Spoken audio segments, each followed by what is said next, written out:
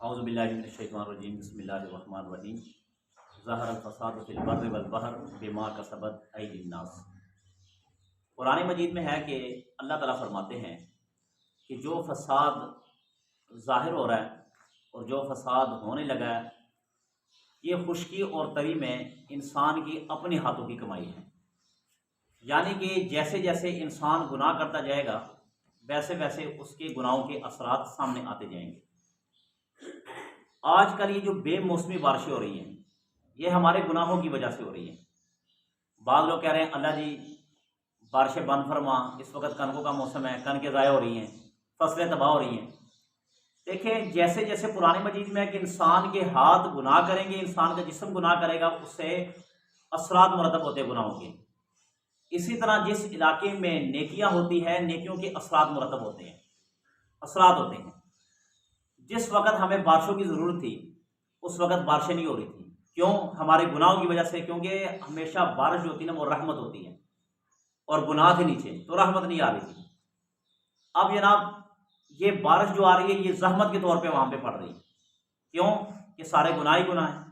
اب اللہ کو بھی پتہ ہے، اللہ کو بھی پتہ ہے کہ اس وقت سارے کے سارے فصلیں ہیں، فصلیں تیار ہیں، اگر بارش ہو جائے گی فصلیں ضائع ہو جائیں گی۔ اور یہ واقعہ آپ نے سنا ہوگا حضرت موسیٰ علیہ السلام کے دور میں بارشوں کی سخت ضرورت تھی، سخت ترین ضرورت تھی۔ قوم حضرت موسیٰ علیہ السلام کے پاس چلے گی اور موسیٰ علیہ السلام سے جا کر کے کہا کہ یا نبی اللہ آپ اللہ تعالیٰ سے دعا کیجئے، اللہ سے دعا کیجئے کہ اللہ کرے بارش ہو جائے، بارشوں کی سخت ضرورت ہے۔ تو اللہ تعالیٰ نے حضرت موسیٰ علیہ السلام سے کہا کہ اے موسیٰ آپ کی قوم میں بندہ ایسا ہے کہ جو ایسے گناہ کر رہا ہے کہ جس کی وجہ سے میری رحمت نیچے نہیں آ رہی۔ جب تک وہ بندہ توبہ نہیں کرے گا یا وہ بندہ یہاں سے اٹھ کر نہ چلے جائے گا تب تک میں بارش نہیں برساؤں گا، تب تک رحمتیں نہیں آئے گی۔ اب موسیٰ علیہ السلام نے اعلان کر دیا کہ خدا کے لیے تیرے گناہوں نے، تیرے اس گناہوں نے پوری قوم کو عذاب میں ڈال کے رکھا ہوا، لہٰذا تو یہاں سے اٹھ کر چلے جا۔ اب وہ بندہ بیٹھا تھا، اس نے بیٹھے بیٹھے توبہ کی کہ اللہ جی مجھے ان سب میں ذلیل و رسوا نہ فرما، مجھے معاف فرما دے۔ اللہ نے اسی وقت اس کی توبہ قبول فرمائی اور رحمت کی بارش ہو گئی ہے۔ اب صرف ایک آدمی کا گناہ تھا، ایک آدمی کی گناہ کی وجہ سے موسیٰ علیہ السلام کی پوری قوم پر بارش نہیں آ رہی تھی رحمت کی۔ اور جب سب کے گناہ مل جائے، اب آپ دیکھیں یہ گناہ نہیں ہے تو اور کیا ہے؟ رمضان مبارک کا اتنا بابرکت مہینہ، اتنا بابرکت مہینہ کہ یہ نیکیوں والا مہینہ کہ ہم اس میں زیادہ سے زیادہ نیکیاں کریں، یہ سیزن ہے نیکیوں کا۔ اس میں آپ باہر جا کر دیکھیں قسم سے بالکل بھی آپ کو محسوس نہیں ہوگا کہ یہ مسلمانوں کا ملک ہے اور اس میں یہ رمضان کا مہینہ ہے یا نہیں۔ سریعام لوگ سگریٹ پی رہے ہیں، سریعام لوگ کھا رہے ہیں، سریعام لوگ پی رہے ہیں، سریعام لوگ بوتلیں پی رہے ہیں۔ اور آپ کسی مسلمان سے بات کر کے دیکھیں کہ جناب آپ نے روزہ کیوں نہیں رکھا ہوا، تو آگے سے آپ کو جواب ملتا ہے کہ افطار کر رہا ہوں۔ آپ نے روزہ کیوں نہیں رکھا ہوا؟ ہمارا کام سخت ہے۔ آپ نے روزہ کیوں نہیں رکھا ہوا؟ میں بیمار ہوں۔ اچھا اس آدمی سے صرف یہ پوچھا جائے کہ جو بندہ کہہ رہا ہے کہ میرا کام سخت ہے، تو کیا قرآن اور حدیث میں اس چیز کی اجازت ہے کہ جس آدمی کا کام سخت ہو وہ روزہ چھوڑ دیں؟ آپ کو قطعاً ایسا نہیں ملے گا۔